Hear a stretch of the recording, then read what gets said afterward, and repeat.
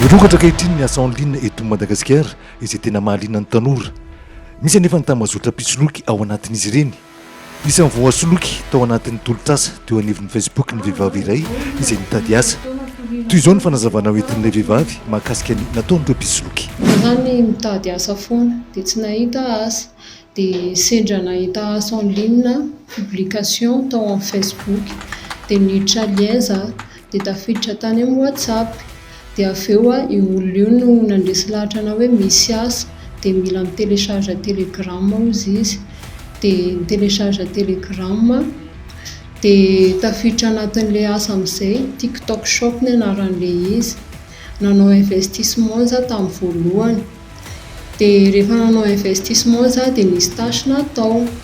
dia mitombo izy ny volanao rehefa manao investissement ianao dia rehefa manao mahavita an'ilay tâche dia mitombo tokoa ny volako dia teo amin'ny 20 000 ariary teo no nanomboako nanao investissement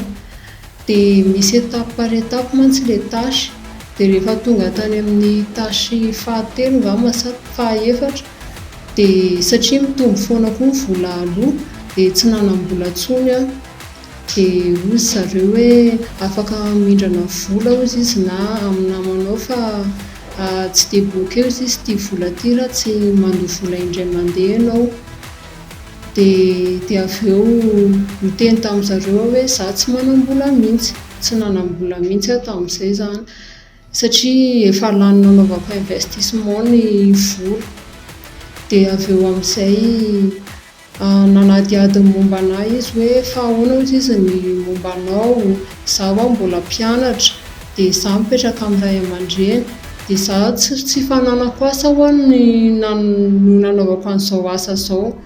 dia niatra anahy izy dia hozy izy hoe c'est une bénédiction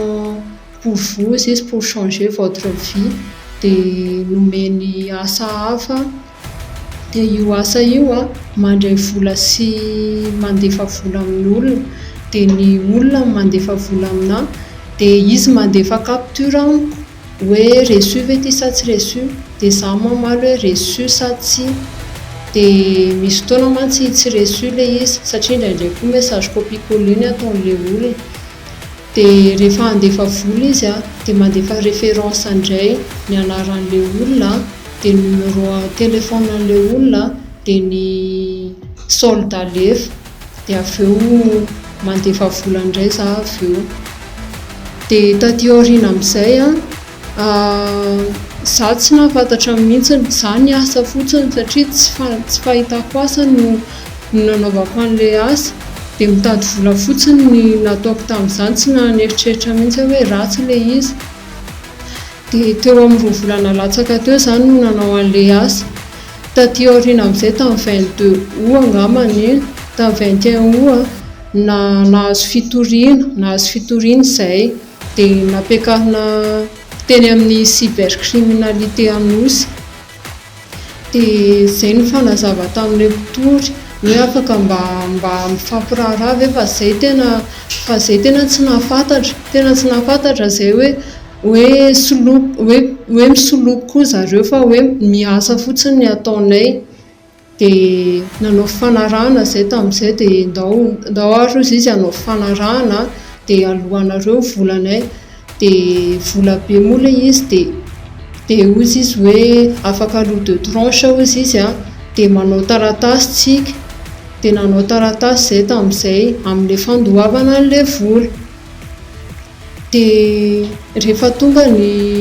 fandohavana an'ilay vola fandroany dia natao teny amin'ny président fokontany mihitsy ilay izy hoe ity ilay vola dia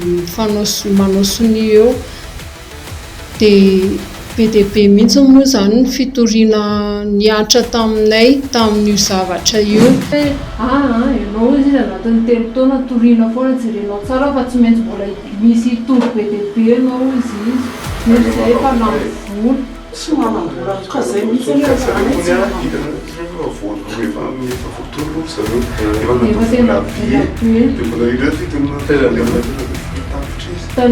nando vola voalohany zay tany amin'ny cybercriminalité anosy dia fananaka tamin'ilay mpitory tamin'izay nefa vola tsy nohanay fananaka tamin'ilay